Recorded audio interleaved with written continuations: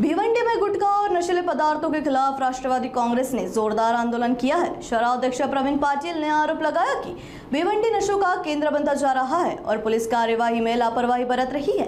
इस दौरान आसबीबी स्थित पार्टी कार्यालय के बाहर प्रदर्शन कर गुटखा और प्रतीकात्मक नशों की होली जलाई गई है।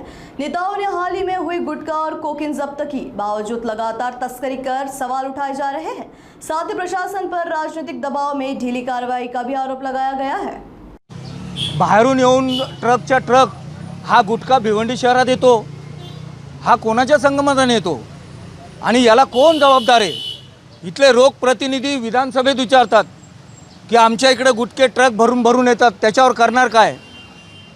आज मुख्यमंत्र्यांनी आश्वासन दिलं, त्याच्यानंतर सुद्धा 15 दिवसानंतर मोठ्या पद्धतीने गुटखा भिवंडी शहरात आणि भिवंडीतनं पूर्ण महाराष्ट्रभर सप्लाय केला जातोय। मी त्या गोष्टीचा जाहीर निषेध करतो।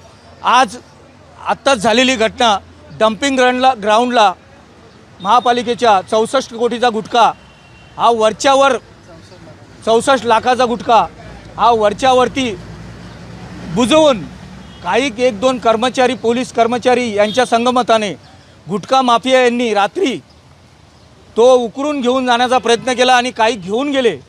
थोडासा माल उरला तेव्हा गाववाल्यांनी बाजूबाजूला बघितलं, त्यांना चांगला चोप दिला, ते पळाले। आज पण ती गाडी तिथे उभी आहे।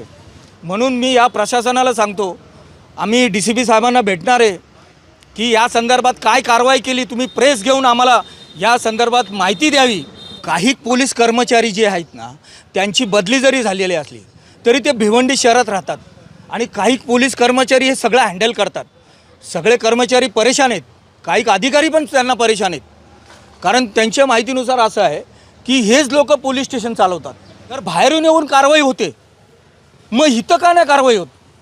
इथं एवढा मुद्दा मोठ्या पद्धतीने रईस शेखने एवढे मुद्दे मांडले, त्याच्यानंतर गुटख्याच्याबद्दल अधिवेशनमध्ये रईस शेखने बोलला। मग ते रईस शेखने गुटख्याबद्दल बोलल्यानंतर गुटखा बंद झाला का? 15 दिवस बंद झाला। नंतर आम पब्लिक बोलते की 2 रुपये वाढले गुटख्यामागं। मग ते कशाकरता वाढले? काय चालू काय भिवंडी शहरात? भिवंडी शहराला गाडबोट लावायचं आहे का तुम्हाला? भिवंडी शहराला हे नवीन पिढीला तुम्हाला खराब करायचं आहे का? मी या संदर्भात निषेध करतो।